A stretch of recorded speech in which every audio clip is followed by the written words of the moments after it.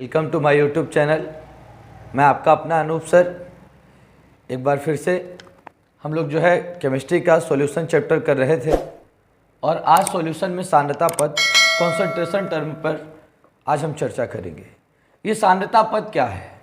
सांद्रता की शुरुआत तो बच्चे करते हैं, लेकिन उन्हें सबसे पहले तो कॉन्सेंट्रेशन क्या होता है यही नहीं पता होता। ठीक है, दैनिक जीवन में लोग सांद्रता का मतलब गाढ़े से और पतले द्रव से करते हैं, लेकिन सांद्रता की परिभाषा क्या होगा, हम केमिस्ट्री में सांद्रता को कैसे परिभाषित करेंगे, तो आइए हम देखते हैं। तो देखिए, ये हमारा जो टर्म सांद्रता है, ये सांद्रता क्या है? तो बिलियन में उपस्थित विलेय की मात्रा का ज्ञान,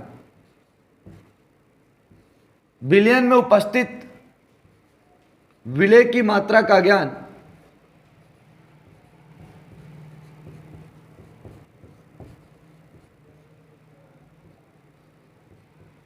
सांद्रता टॉपिक से ही पता चलता है। आपको पता है कि सॉल्यूशन चैप्टर है जिसे हम बिलियन कहते हैं। ये दो भागों से मिलकर बना होता है, सॉल्यूट और सॉल्वेंट। जिसकी मात्रा अधिक वो सॉल्वेंट, जिसकी मात्रा कम वो सॉल्यूट, और जब दोनों मिल गए तो सॉल्यूशन। तो सांद्रता है क्या? बिलियन में उपस्थित विलेय की मात्रा कितनी है, इस बात का पता कॉन्सेंट्रेशन टर्म से लगता है। पूरे शरबत के अंदर शक्कर की मात्रा कितनी है?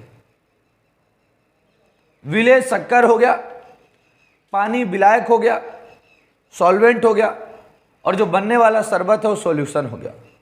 तो विलायक में विलेय की मात्रा कितनी है ये नहीं देखते हम कॉन्सेंट्रेशन टर्म में। सांद्रता में तो हम ये देखते हैं कि पूरे विलयन के अंदर विलेय की मात्रा कितनी है, इस पूरे सॉल्यूशन में सॉल्यूट कितना है, इस बात का पता करते हैं सांद्रता पद में। हाँ, एक टॉपिक मात्र ऐसा है जिसमें हम विलायक में उपस्थित विलेय की मात्रा देखते हैं कि विलायक में विलेय की मात्रा कितनी है, और उस टॉपिक का नाम मोललता है। मोललता में हम विलायक में विलेय की मात्रा कितनी है, पानी में शक्कर की मात्रा कितनी है, ये पता करते हैं। जबकि इस बिलियन में जो है हम सॉल्यूशन में हम सॉल्यूट की क्वांटिटी देखते हैं कॉन्सेंट्रेशन टर्म में। बिलियन में उपस्थित विलेय की मात्रा कितनी है, इस बात का पता सांद्रता पद से लगता है। अब ये सांद्रता पद जो होता है ये दो आधार पे पढ़े जाते हैं, एक आयतन के आधार पे और दूसरा द्रव्यमान के आधार पे। तो आयतन के आधार पे क्या प्रकार है सांद्रता की, ठीक है, उस पर भी अपन चर्चा करेंगे। आयतन के आधार पे कैसे, याद रखिएगा, आयतन को इंग्लिश में वॉल्यूम कहते हैं, और दूसरा होता है द्रव्यमान जिसे हम मास कहते हैं। सांद्रता पद इन दोनों आधार पे पढ़े जाते हैं। आयतन के आधार पे हम जिन सांद्रता पदों का अध्ययन करते हैं उसमें सबसे पहला आता है V/V प्रतिशत। ऊपर वाला विलेय का आयतन है और नीचे वाला विलयन का आयतन है। ये वॉल्यूम ऑफ सॉल्यूट है, ये वॉल्यूम ऑफ सॉल्यूशन है। उसके बाद W/V प्रतिशत। W का मतलब है वेट ऑफ सॉल्यूट और इसका मतलब वॉल्यूम ऑफ सॉल्यूशन। नीचे वॉल्यूम है ना, तो समझ जाइए ये कॉन्सेंट्रेशन टर्म आयतन से रिलेटेड है। विलेय का भार बटे विलयन का आयतन। उसके बाद तीसरा जो हमारा है वो है मोलरिटी, जिसे हम मोलरता कहते हैं। यह भी आयतन से संबंधित है। और जो हमारा अगला टॉपिक है वो है हमारा नॉर्मलता, जिसे हम नॉर्मेलिटी कहते हैं। ये हमारे सांद्रता पद है। इन सांद्रता पदों की हमने स्टडी कर दी और हमारा जो द्रव्यमान है, ठीक है, उससे रिलेटेड कौन है?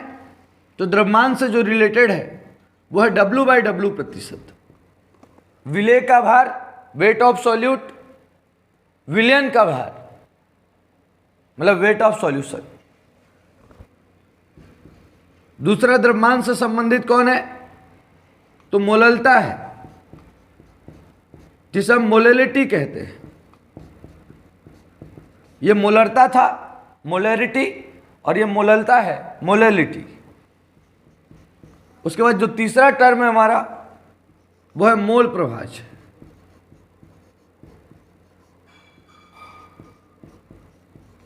जिसे हम मोल फ्रैक्शन कहते हैं, हिंदी में मोल भिन्न और मोल अंश भी कहते हैं।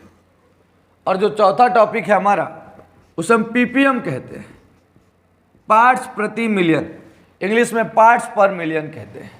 ये हमारे जो 4 टर्म लिखे हैं, कॉन्सेंट्रेशन टर्म, ये आयतन से रिलेटेड है, वॉल्यूम रिलेटेड है, और जबकि ये जो 4 कॉन्सेंट्रेशन टर्म लिखे हैं, सांद्रता पद, ये द्रव्यमान रिलेटेड है, मास रिलेटेड है। मैं आज आपको बता दूं, एक पहला क्वेश्चन तो यहीं पे होता है कि इनमें से कौन से टर्म हैं जो ताप परिवर्तन पे परिवर्तित हो जाते हैं और कौन से टर्म हैं जो ताप परिवर्तन पे परिवर्तित नहीं होते। मैं बता दूं आपको कि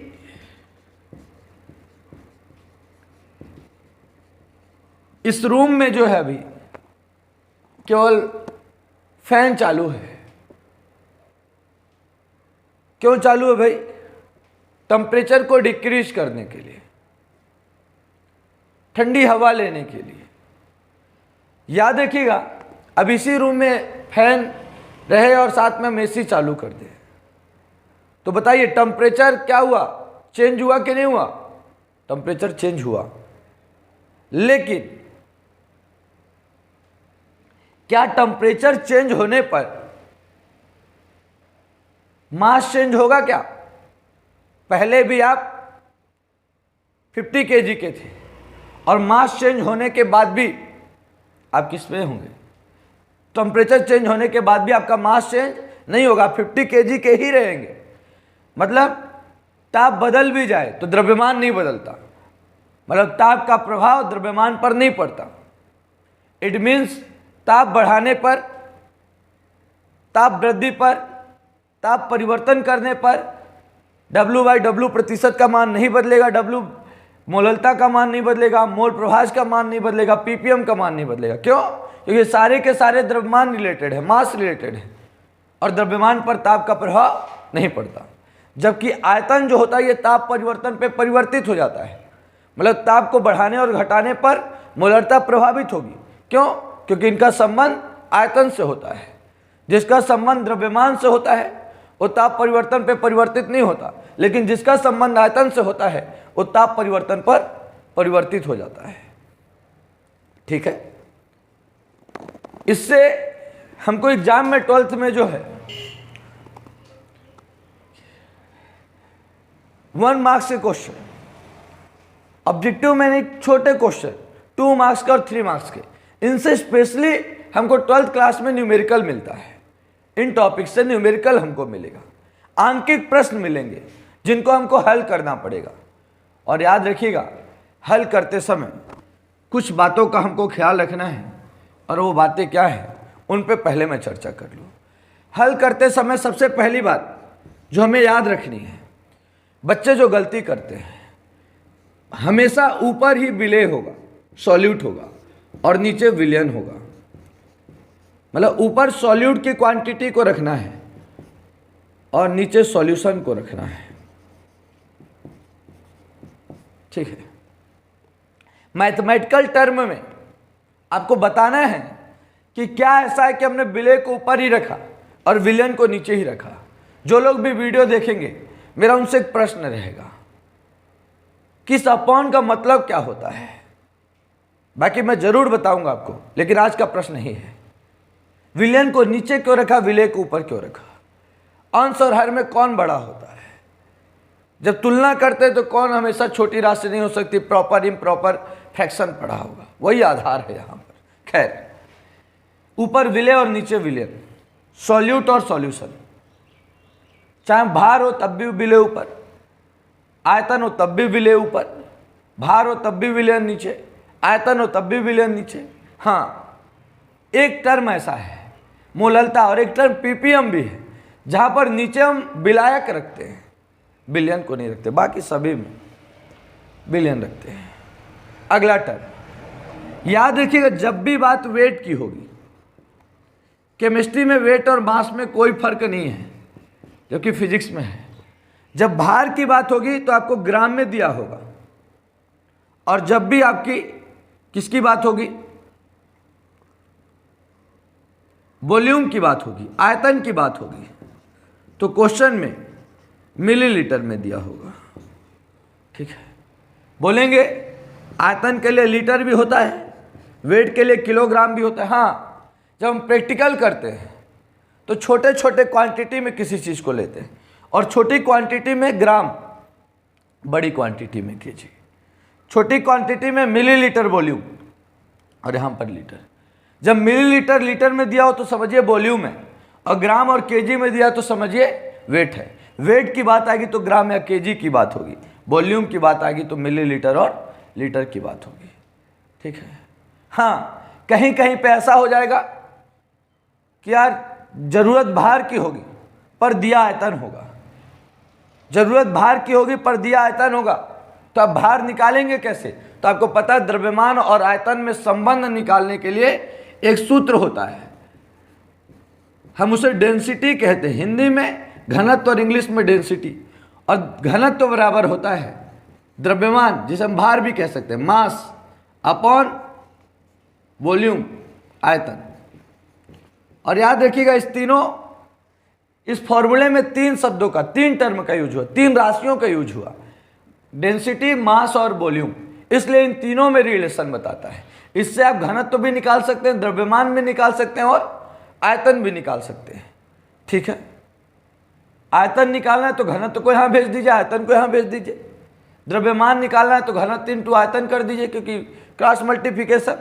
तो चलिए आइए हम शुरुआत करते हैं आज सबसे पहले टर्म की, W/W% की।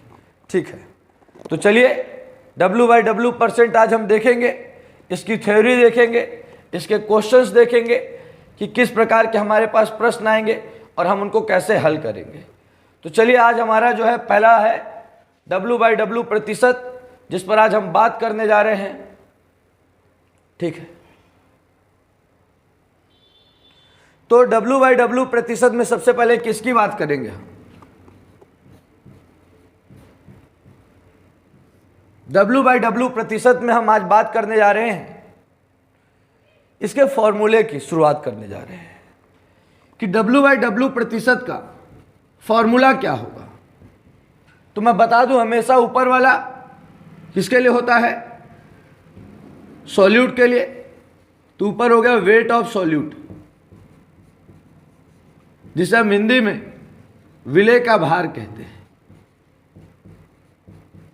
और नीचे हमारा हो जाएगा अपॉन में, वेट ही है, W ही है, तो विलयन का भार, जिसे हम इंग्लिश में बोलते हैं वेट ऑफ सॉल्यूशन। केवल विलयन का नहीं, केवल विलायक का नहीं, पूरे विलयन का भार रखना है। इंटू परसेंट का मतलब होता है 100। तो ये हमारा फॉर्मूला है, weight of solute upon weight of solution, विलय का भार बटे विलयन का भार इंटू 100। अब यदि आपसे कोई कहता है कि हमारे पास एग्जाम्पल के लिए क्वेश्चन है कि 10 ग्राम शक्कर 100 ग्राम जल में घुला है, W/W% ज्ञात कीजिए।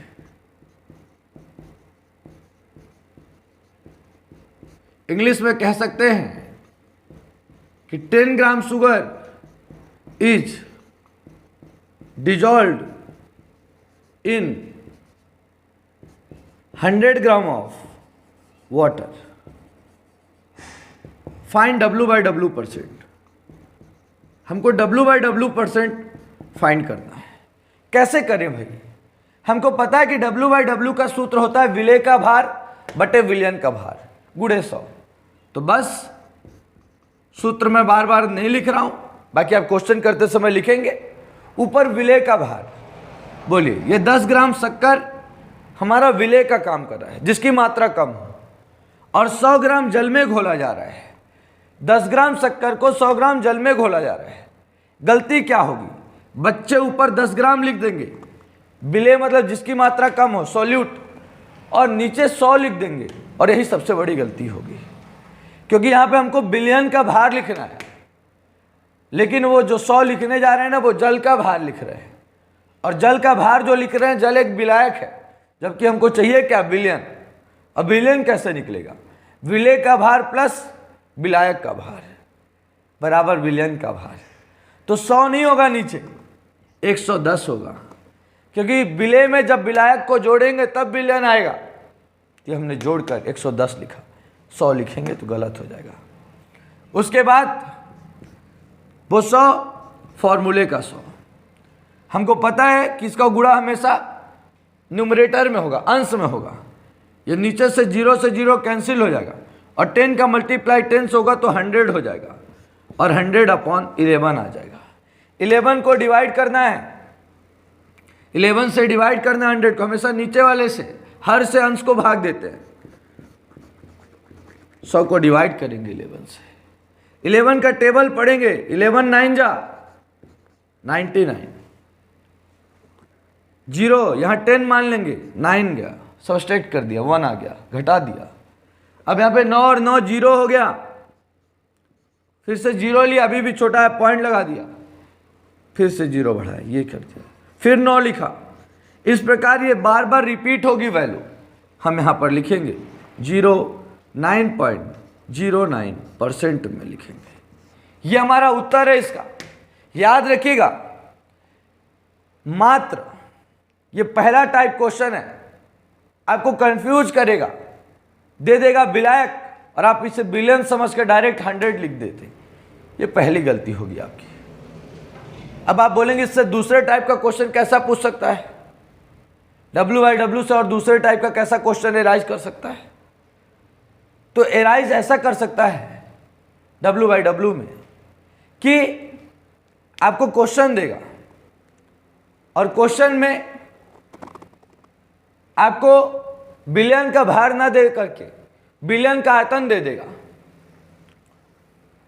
कैसे? तो देख लीजिए, ये हमारा क्वेश्चन है। दूसरा क्वेश्चन कि 10 ग्राम शक्कर 100 मिलीलीटर विलयन, इस बार जल नहीं बोल रहा है, पूरा सॉल्यूशन नहीं बोल रहा है, 10 ग्राम शक्कर 100 ml विलयन में घुला है, ठीक है। फिर दे रहा है यदि विलयन का घनत्व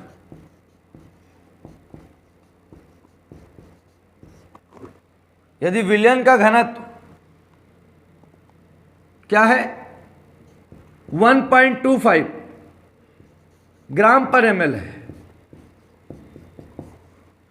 1.25 ग्राम पर ml है। W/W प्रतिशत ज्ञात कीजिए।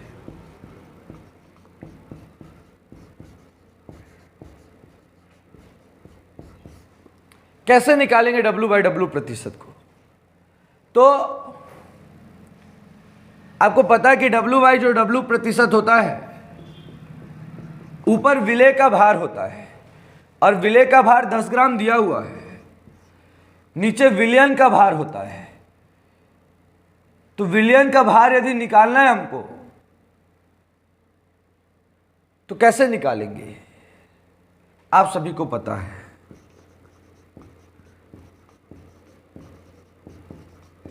क्योंकि ये विलयन का आयतन दिया हुआ है, इस बार ग्राम में दिया होता तो भार होता। तो आपको मैंने सूत्र बताया है, घनत्व बराबर द्रव्यमान बटे आयतन। तो आपको पता है कि द्रव्यमान बराबर द्रव्यमान गुणे 1, तो द्रव्यमान बराबर घनत्व गुणे आयतन। तो विलयन का भार इंटू घनत्व, मतलब डेंसिटी विलयन का घनत्व इंटू, ये विलयन का ही है, विलयन का आयतन।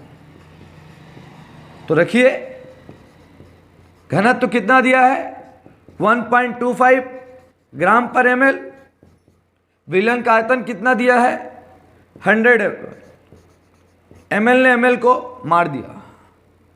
अब बचा 1.25 और 100, तो 1.25 को आप लिख सकते हैं 125, और दशमलव के बाद डेसिमल के बाद 2 डिजिट हैं तो 2 जीरो लगा देंगे, ग्राम इंटू 100।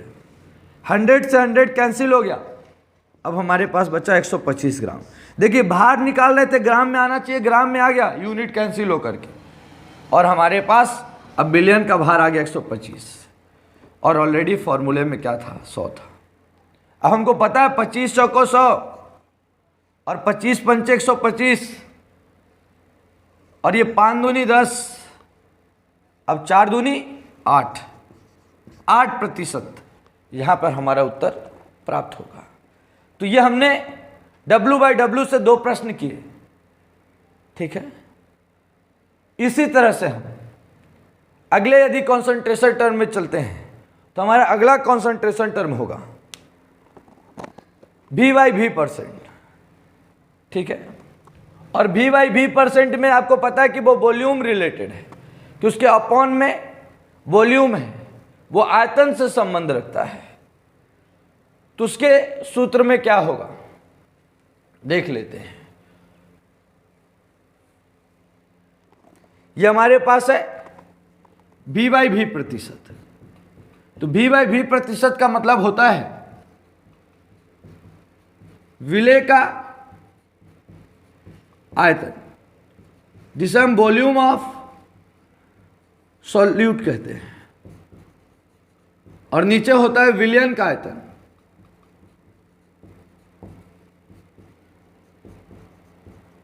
जिसे हम वॉल्यूम ऑफ सॉल्यूशन कहते हैं।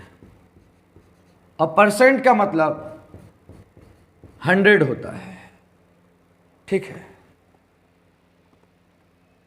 कैसा क्वेश्चन, तो देखिए हमारे पास क्वेश्चन बना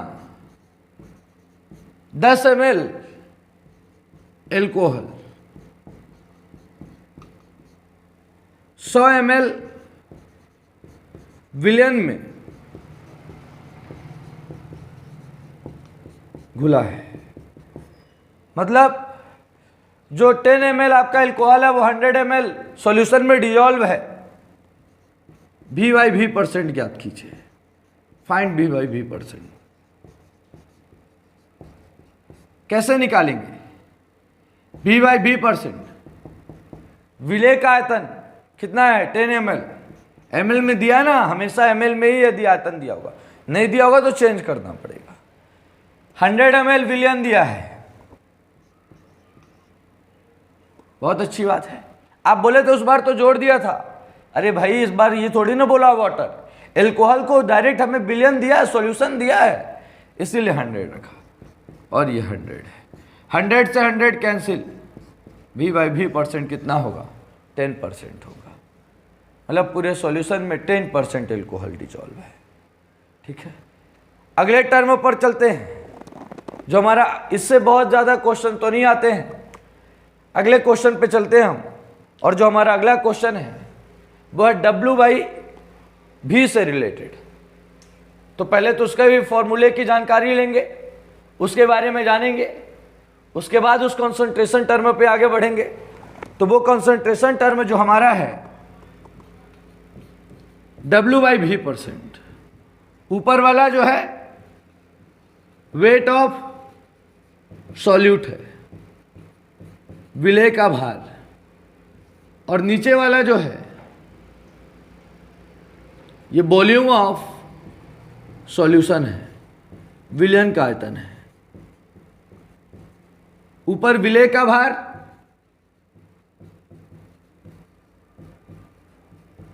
और नीचे विलयन का आयतन। और परसेंट का मतलब 100 है। इस W/V% से भी दो क्वेश्चन आते हैं। कैसे? दो टाइप्स के ही क्वेश्चंस बनते हैं। आप बोलेंगे कैसे? पहला क्वेश्चन कि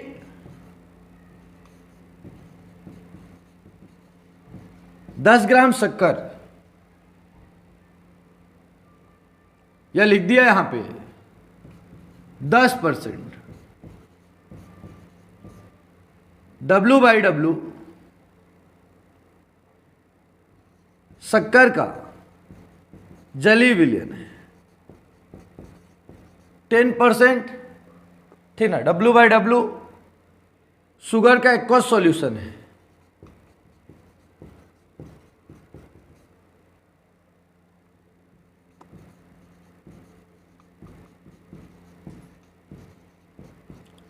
यदि डेंसिटी ऑफ सॉल्यूशन, विलयन का घनत्व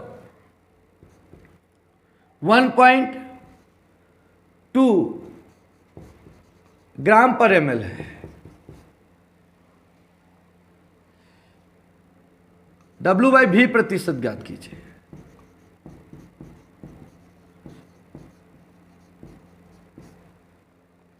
W/V प्रतिशत ज्ञात करना है, और W/V प्रतिशत के लिए हमें विलेय का भार और विलयन का आयतन दिया होना चाहिए। क्या यहां पर दिया है? क्या लिखा है? 10% W/W। मैंने कहा था ये जो W है ये विलेय के लिए है, मतलब 10 ग्राम हमारे पास सॉल्यूट है, और कितने ग्राम में? 100 ग्राम विलयन में, मतलब सॉल्यूशन में घुला हुआ है।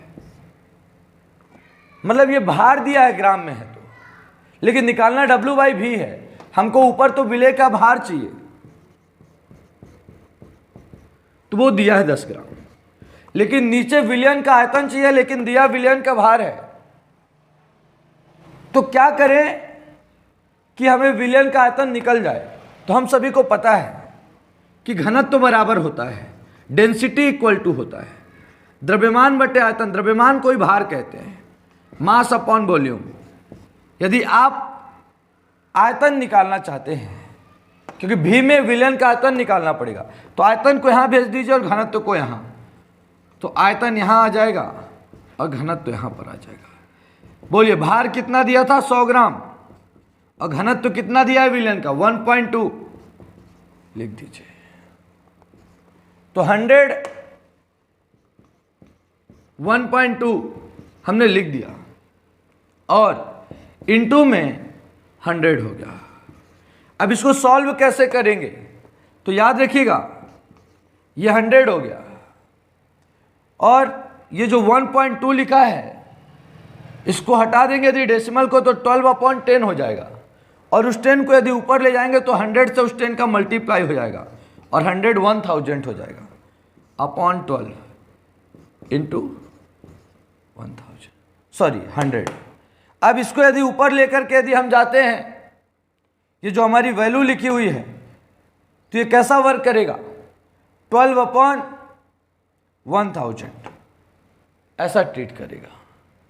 तो जब ये 12/1000 देखिए, क्योंकि इस 100 का तो ऊपर मल्टीप्लाई हो जाएगा, तो जब ये ऊपर मल्टीप्लाई होगा तो ये 100 ऐसा मल्टीप्लाई हो गया, तो ये टोटल कितना हो जाएगा हमारे पास? 1000। अब ये मेन हमारा अपॉन ये है, जब ये इसके ऊपर जाएगा तो मल्टीप्लाई में जाएगा, और 12 ऊपर हो जाएगा और 1000 नीचे हो जाएगा। कितना सुंदर दृश्य है। इसको आप इससे कैंसिल कर दीजिए, तो केवल आपके पास बचा 12, और यहाँ पे आंसर जो हमारा आ गया वो क्या आ गया? 12%। आंसर जो भी आ रहे हैं इन तीनों में, चाहे W/W में, चाहे V/V में, चाहे W/V में, इनमें परसेंट में ही रखना है, यूनिट में नहीं रखना। तो W/V% 12% हमारा इसका उत्तर होगा। अब बोलेंगे कि दूसरे टाइप का भी आपने क्वेश्चन कहा था इससे आता है। हाँ, दूसरे टाइप का जो क्वेश्चन होगा उसमें यहाँ पर W/V लिखा होगा और यहाँ पर W/W आपको फाइंड करना पड़ेगा, तो आप समझ जाएंगे। चलते हैं अगले कॉन्सेंट्रेशन टर्म में। जो हमारा अगला कॉन्सेंट्रेशन टर्म है W/V के बाद, जिस पे हम बात करने जा रहे हैं, वो भी हमारा एक महत्वपूर्ण कॉन्सेंट्रेशन टर्म है। और उस महत्वपूर्ण कॉन्सेंट्रेशन टर्म को मैं यदि आपके समक्ष पेश करूं तो उसको मैं मोलरिटी कह सकता हूं, जिसे आप सभी मोलरता के नाम से भी जानते हैं, मोलरिटी। ठीक है, याद रखिएगा मोलरता क्या है। मोलरता का मतलब यह है, मोलरता का सबसे पहले तो संबंध विलयन के आयतन से है। मोलरता का संबंध किससे है? विलयन के आयतन से है। It relates with volume of solution. ये विलयन के आयतन से संबंध रखता है। ठीक है, किसी विलयन के 1 लीटर आयतन में मोलरता को परिभाषित करें तो क्या कह सकते हैं? किसी विलयन के 1 लीटर आयतन में, विलयन का आयतन कितना हो? 1 लीटर हो। किसी विलयन के 1 लीटर आयतन में उपस्थित विलेय के मोलों की संख्या, उपस्थित विलेय के मोलों की संख्या, इंग्लिश में बोल सकते हैं number of mole of solute present in 1 litre volume of solution. This is known as molarity. Number of mole of solute presence in 1 litre of solution. किसी विलयन के 1 लीटर आयतन में उपस्थित विलेय के मोलों की संख्या क्या कहलाती है? मोलरता कहलाती है। मतलब विलयन का आयतन, सॉल्यूशन का जो वॉल्यूम हो वो 1 लीटर हो, उसमें उपस्थित विलेय के मोलों की संख्या, जैसे कि हम किसी चीज को केजी में मेजर करते हैं, उसी तरह संख्या को, पदार्थ की मात्रा को मोल में मेजर करते हैं। केमिस्ट्री फिजिक्स में आपने पढ़ा होगा। ठीक है, तो किसी विलयन के 1 लीटर आयतन में उपस्थित विलेय के मोलों की संख्या मोलरता कहलाती है। सूत्र के रूप में लिखें तो मोलरता जो होता है, मोलरता को कैपिटल एम से प्रदर्शित करते हैं, और कैपिटल एम का मतलब है विलेय के मोलों की संख्या।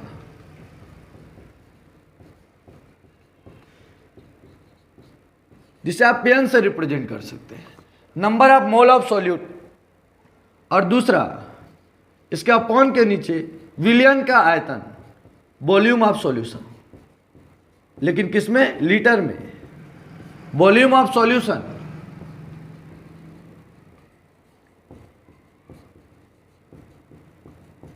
लीटर में। मोलरता का संबंध विलयन के आयतन से होता है। ठीक है,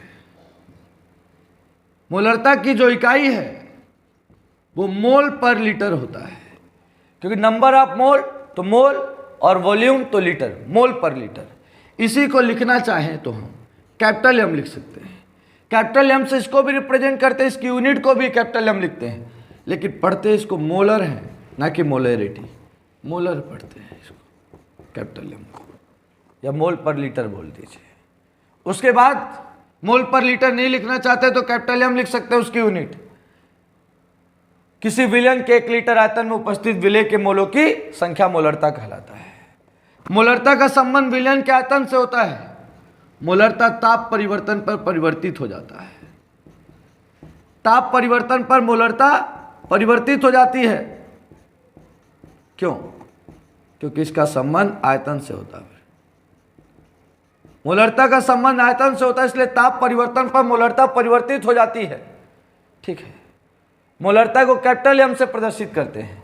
मोलरता की इकाई मोल प्रति लीटर है, इसका संबंध विलयन के आयतन से होता है। ये सारी बातें हमको याद रखनी है। ठीक है, चलिए आगे बढ़ते हैं। मोलरता से रिलेटेड क्वेश्चंस देखेंगे, कैसे क्वेश्चंस आएंगे।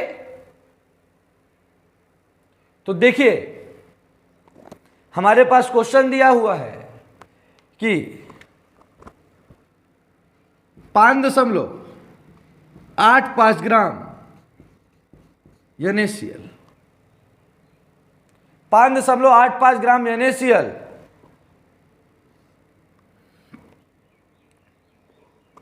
कोई आयतन दे देगा। जैसे आयतन दे दिया कि 500 मिलीलीटर विलयन में घुला है,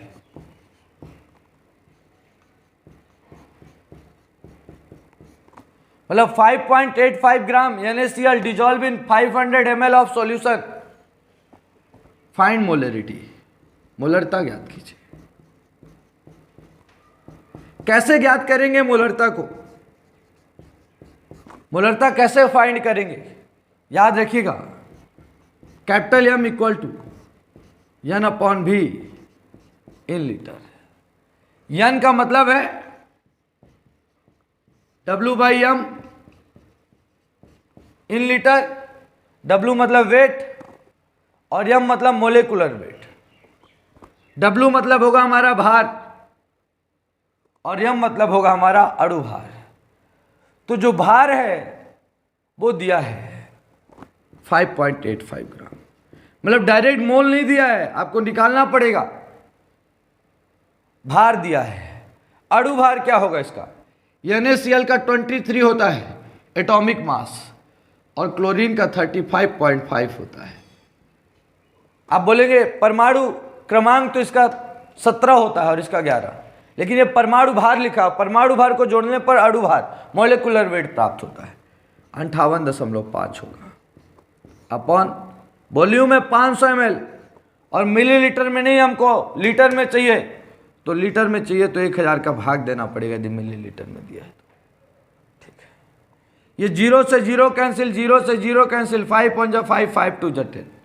ये 5.85, इसके लिए यदि डेसिमल हटाएंगे तो नीचे 2 जीरो बढ़ाएंगे और 5.85 इसके बाद डेसिमल के बाद एक ही डिजिट था इसलिए ऊपर एक ही जीरो बढ़ाएंगे। इन दोनों को यदि आपस में कैंसिल कर देंगे तो ऊपर बचेगा 1 और नीचे बचेगा 10। ठीक है, और 1/10 ऊपर बचा और नीचे का जब ये 1/2 ऊपर जाएगा तो 2/1 बचेगा। 2 1 जा 2 और 2 5 जा 10, 1/5 और 5 से 1 को डिवाइड करेंगे, नीचे वाले से हमेशा ऊपर वाले में भाग देते हैं। बोलिए 1 छोटा है, 0 बढ़ा देंगे तो 5 2 जा 10, मतलब 1.5 का मतलब है 0.2 क्या मोल पर लीटर, या लिखना चाहे तो 0.2 कैपिटल M। इस प्रकार से हम मोलरिटी फाइंड करते हैं। हाँ, मोलरिटी में यदि यहाँ पर मिलीलीटर की जगह सेंटीमीटर क्यूब दिया होता तो आपको ये मानना था, तब भी वो मिलीलीटर ही है।